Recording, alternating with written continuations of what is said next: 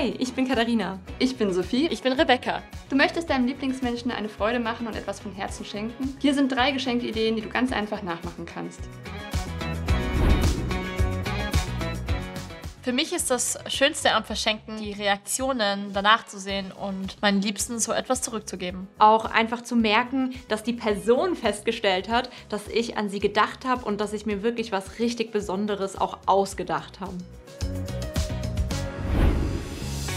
Ich zeige dir heute, wie man eine wunderschöne Blumenkarte gestaltet. Man braucht einmal getrocknete Blumen, Karten, ein Cuttermesser und verschiedene Stifte.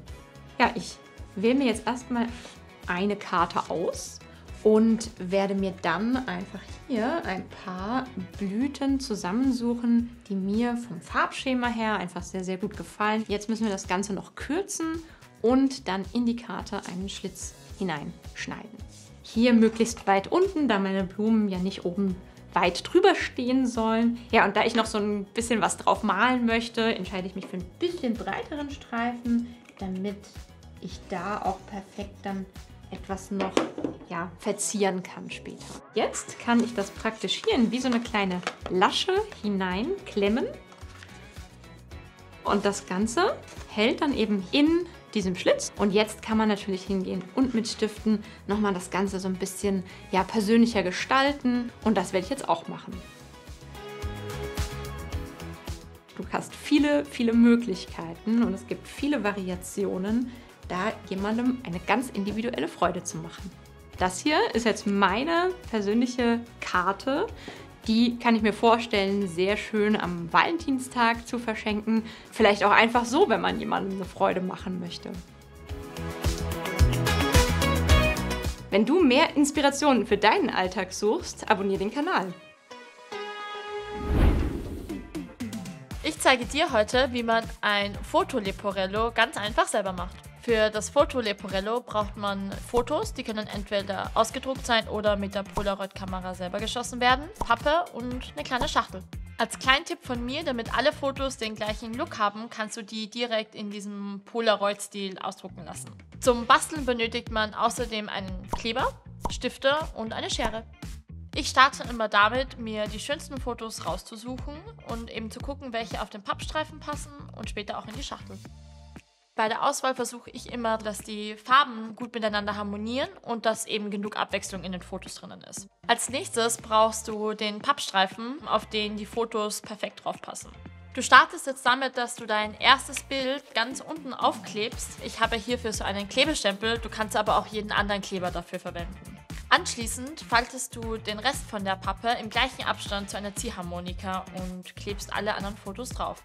Nun können wir den fertigen Pappstreifen in die Schachtel kleben. Fotoleporellos sind schnell gemacht und sofort bereit, um verschenkt zu werden. Und schon ist unser Fotoleporello fertig. Welche DIY-Geschenkideen hast du deinen Liebsten schon mal gemacht? Hinterlasse gerne einen Kommentar unter dem Video. Ich zeige euch heute, wie man eine Brownie-Backmischung herstellt. Um eine Brownie-Backmischung herzustellen, benötigt ihr Mehl, Salz, Backpulver, gemahlene Mandeln, braunen Zucker und weißen Zucker, Backkakao und Schokodrops. Ihr nehmt euch dann einfach ein Backglas zur Hand mit ca. 500 ml Fassungsvermögen und einen Trichter, um das Ganze zu befüllen. Ein Tipp an der Stelle, nehmt euch auch einen Löffel, dann könnt ihr die Schichten ein bisschen festdrücken, damit sie sich besser abheben. Das Schöne ist auch, diese Geschenkidee ist super einfach und auch spontan umsetzbar. Alle Zutaten bekommt ihr ganz einfach in eurem Supermarkt um die Ecke. Die Zutaten habe ich vorab alle abgewogen. Das Mehl füllen wir jetzt einfach in das Wegglas, in dem Fall ohne den Trichter, weil unser Trichter ein zu enges Loch hat und deshalb nicht durchpasst. Als nächstes brauchen wir den Backkakao. Insgesamt brauchen wir hier 60 Gramm. Die nächste Schicht wird allerdings nur 30 Gramm sein. Das heißt, ich wiege jetzt erstmal 30 Gramm von dem Backkakao ab. 30 Gramm und die fülle ich jetzt auch einfach in das Wegglas. Wenn ein bisschen was daneben geht, ist natürlich überhaupt nicht schlimm. Dreckige Finger gehören in der Küche halt dazu beim Backen. Noch ein Tipp an der Stelle, falls ihr keinen Trichter zur Hand habt, nehmt euch einfach ein Blatt Papier und das könnt ihr dann ganz einfach rollen und dann als Trichter nutzen. Dann könnt ihr den auch ein bisschen größer machen, dann passt nämlich auch das Mehl durch. Die nächsten Zutaten sind dann 80 Gramm braunen Zucker und 80 Gramm weißen Zucker. Füllen wir auch genau in der Reihenfolge ein. Nun nehmen wir uns die restlichen Backkakao zur Hand und füllen die auch wieder rein. So. Mit dem Trichter geht auch weniger daneben. An der Stelle könnt ihr euch dann den Löffel zur Hand nehmen und einfach ein bisschen von oben festdrücken. Anschließend kommen die Mandeln dazu, gemahlene Mandeln, 40 Gramm sind das. Auch die füllen wir mit dem Trichter ein. Nun brauchen wir einen halben Teelöffel Backpulver. Dann eine Prise Salz, die fülle ich auch einfach als letztes oben drauf.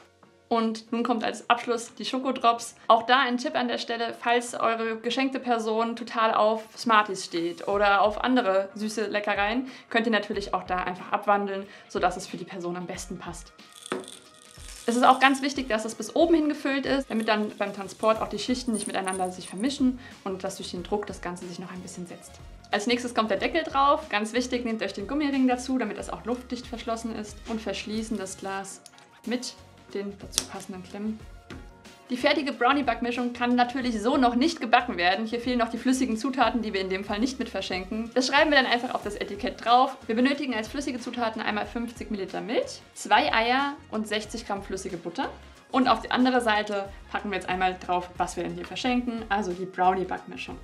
Anschließend nehmt euch die Kordel zur Hand und fädelt es einmal durch das Etikett und dann einmal hier um das Glas herum. Welche Geschenkideen würdest du gerne umsetzen? Schreib es in die Kommentare. Also ich finde, am besten ist die Brownie-Backmischung geeignet, um sie zum Beispiel an Geburtstagen zu verschenken, wenn man keinen Kuchen backen möchte, weil die Person vielleicht auch schon Kuchen besorgt hat. Auch hierfür einfach vielleicht an das Kordel noch ein paar kleine Geburtstagskerzen binden. Also ich bin sehr zufrieden mit dem Ergebnis der Backmischung. Es sieht total schön aus. Die Schichten haben sich auch wirklich schön voneinander abgehoben. Ich würde das jetzt am allerliebsten da tatsächlich meiner Oma schenken und mit ihr gemeinsam die Brownies backen und einen Kaffee aufsetzen und dann mit meiner Oma schöne Quality Time verbringen.